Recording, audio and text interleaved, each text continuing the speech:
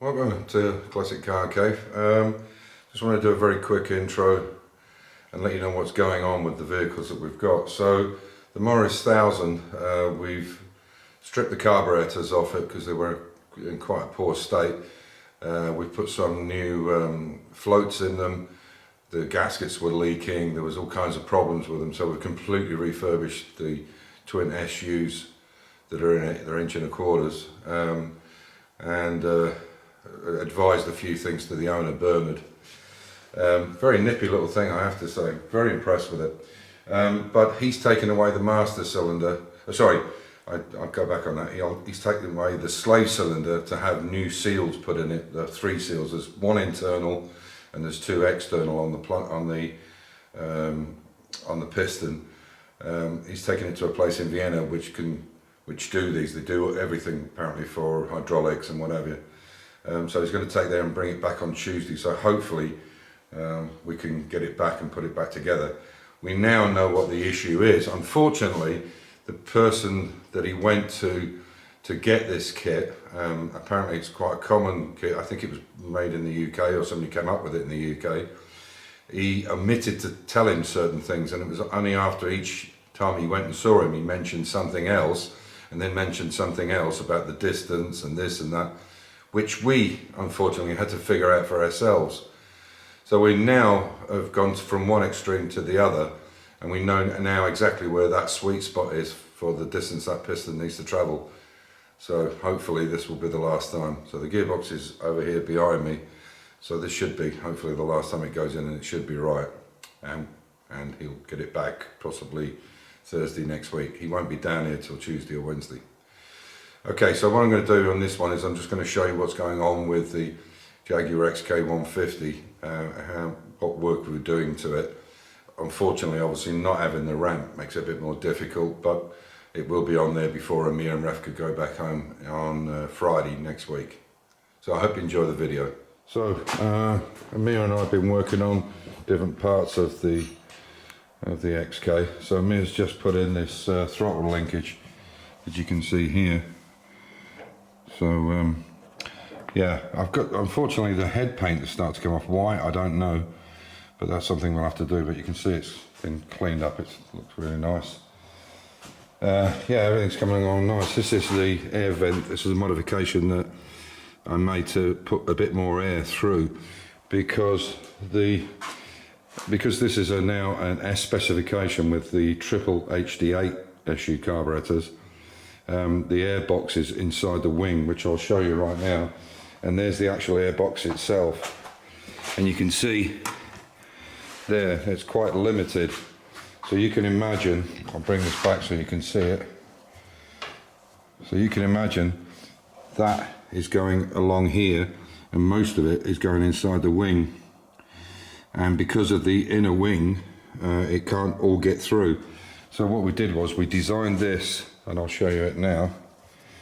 We designed this system here,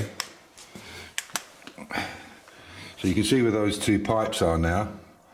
So they come through those 2 holes on 2 plastic pipes. Now all the electrical cable or the loom is supposed to go through there, but there's enough room to go through, and we've made it fit up so it goes onto this box internally, so there should be lots and lots of air. So we're trying to, as you can see there, also we fitted all these in, which is the what they call the hockey stick.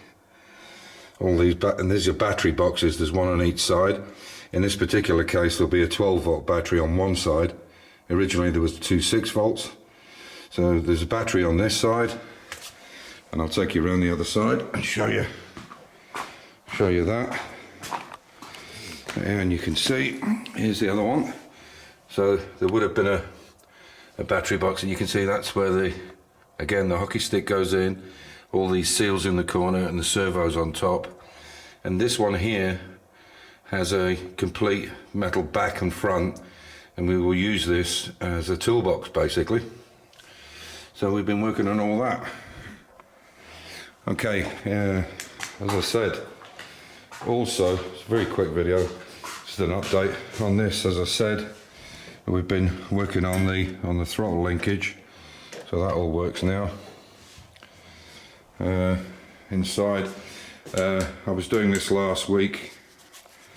You can see where I've got those oval spacers. They're actually from the inside of an E-type bonnet. There was some other spare ones that I had.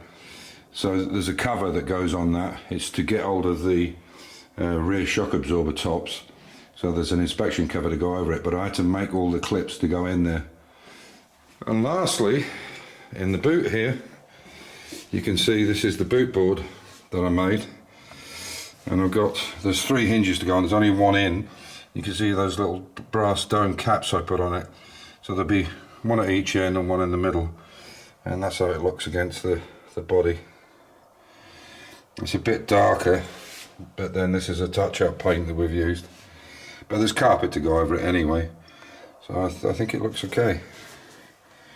It's a nice fit on the car. So there we are. And everything else is looking real nice. What we are doing with this boot is, instead of having a single, you can see he's put the latches in there, and you can see it's cable operated. There's a cover obviously to go over this. The frame is wood, but we're going to put 2 gas rams in it on either side instead of the massive one that they have that originally was on the car. Obviously we're going to have to go over this kind of stuff. Look, you can see where it's a little bit white there still, but we can touch that in. That's not a problem, and there's a cover to go over as well. So there we are, and I'm quite proud of that.